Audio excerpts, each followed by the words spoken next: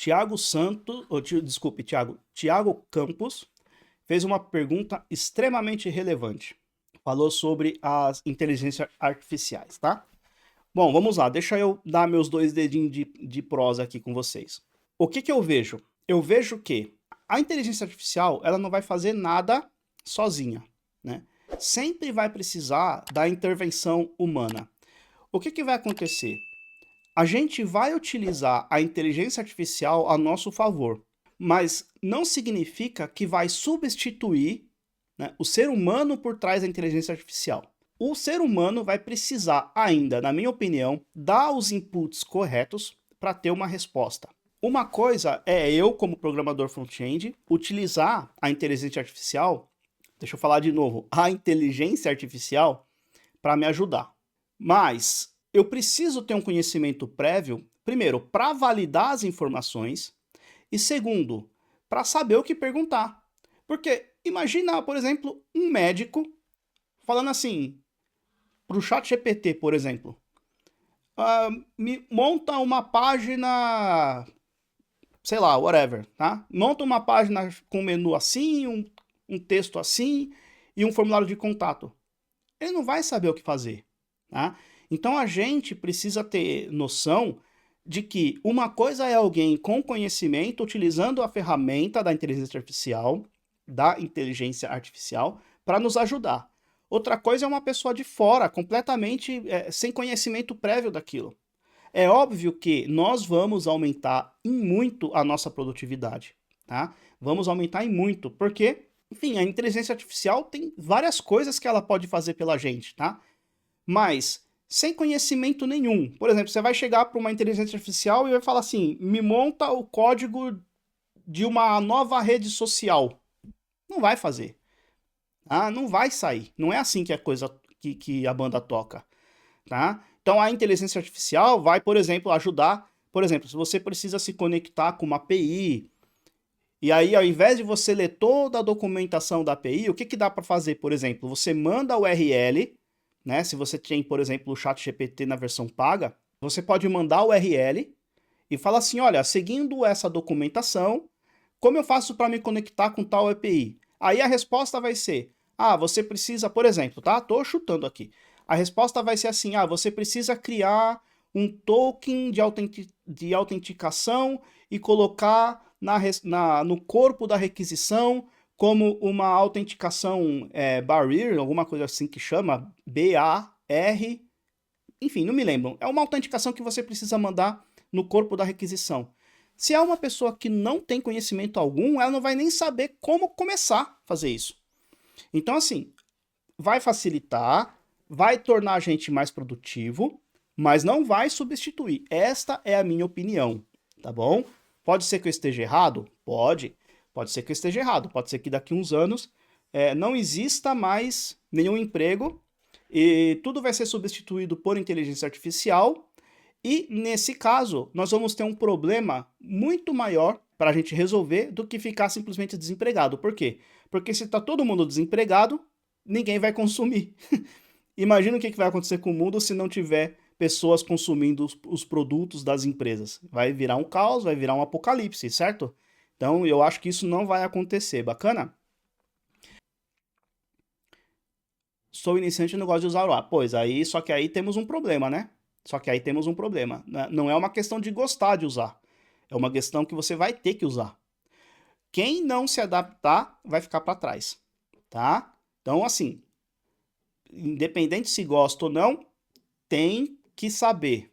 Não adianta. Quem não se adaptar vai ficar para trás. Eu já falei disso num outro vídeo aqui no canal, por exemplo, dando um exemplo, por exemplo, quem programava utilizando aqueles cartões perfurados, né? Que você... Tudo que você programa aqui, no final das contas, vira 0 e 1 para o processador, certo? O processador ele só entende 0 e 1, os comandos 0 e 1. Então os programas, quando o mouse era feito de pedra, a gente a gente não, porque eu não participei dessa época, mas os programadores daquela época programavam com cartões perfurados. Então você tinha lá o perfurado, por exemplo, valia 1 e o cartão quando não estava perfurado valia 0. Imagina a loucura que era. Daí você imagina quando novas linguagens foram surgindo de forma mais simplificada, né? Eu não vou saber agora qual linguagem que veio depois dessa época, mas enfim, o fato é que vieram linguagens mais parecidas com a forma falada do ser humano, certo? Que são as famosas linguagens de alto nível. Bacana? Imagina essa galera que programava em cartão perfurado que falou: não gostei, isso aí é muito fácil. Não, eu vou continuar programando usando cartão perfurado. O que aconteceu? Ficaram desempregados. Por quê? Porque ninguém mais fazia daquele jeito. Por quê? Porque você utilizar uma linguagem de mais alto nível era melhor, era mais fácil, era mais rápido. Então, esse dilema que a gente está vivendo hoje, muito provavelmente, foi o mesmo dilema que os nossos antepassados, por assim dizer, viveram. E precisaram refletir sobre isso. Então, assim, ó, não adianta remar contra a maré. Inteligência artificial veio para ficar e se você não se adaptar, você vai ser substituído, não tem para onde correr. Bacana? Se eu puder dar um conselho, vale a pena dar uma olhada, ok? Pois é, mas é aquilo que eu acabei de falar, né? É a realidade que a gente vai ter que se adaptar, não vai ter jeito, tá? Eu paguei lá o ChatGPT na versão paga, porque, enfim, eu tenho que saber o que se trata, né? Eu aconselho todo mundo pagar, inclusive nem que se for por um mês só, tá?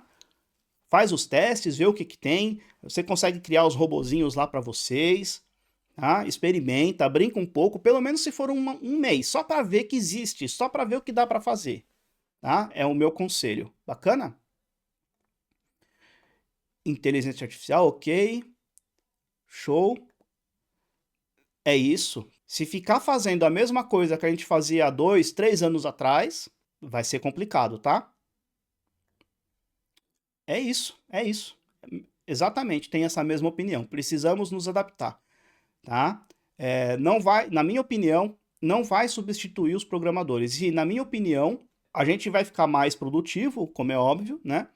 Mas eu acho que a gente vai ter mais demanda por profissionais. Eu acho que a gente não vai continuar produzindo, os programadores não vão continuar produzindo a mesma coisa que produziam há 3 anos. Eu acho que a gente vai produzir muito mais. Então, na minha opinião, não vai afetar, digamos, o número de empregos, digamos assim. O que vai acontecer é o oposto. A gente vai produzir mais, tá? É isso que vai acontecer, tá? Porque durante muito tempo teve muita demanda por programador. As empresas brigavam por programadores, programadoras. Então, o que vai acontecer? Eu acho que as empresas elas vão querer produzir mais features, sistemas melhores, enfim, vai querer produzir mais coisa para ficar à frente da concorrência. Aí a gente tem uma inteligência artificial que vai proporcionar que a gente possa desenvolver mais rápido. O que vai acontecer? Vai querer produzir mais.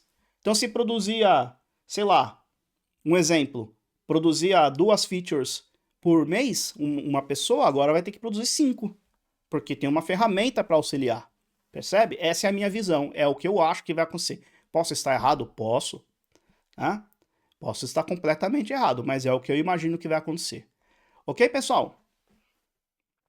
Sanada todas as dúvidas. Por enquanto eu estou fazendo, de vez em quando, né? Faço a live ao sábado e publico um vídeo na sexta, né? Normalmente é isso que eu tenho feito.